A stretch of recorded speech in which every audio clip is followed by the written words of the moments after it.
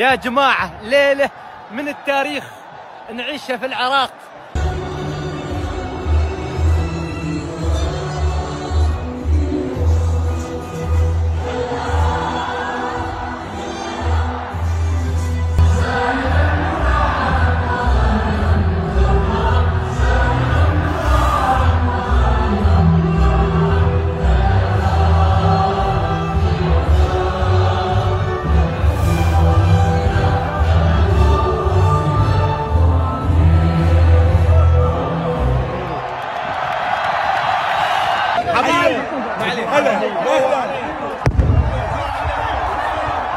أجواء خيالية نعيشها في العراق من أجل عمل خير،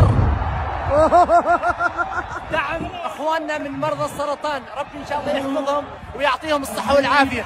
شكرا للعراق، شكرا لشعب العراق.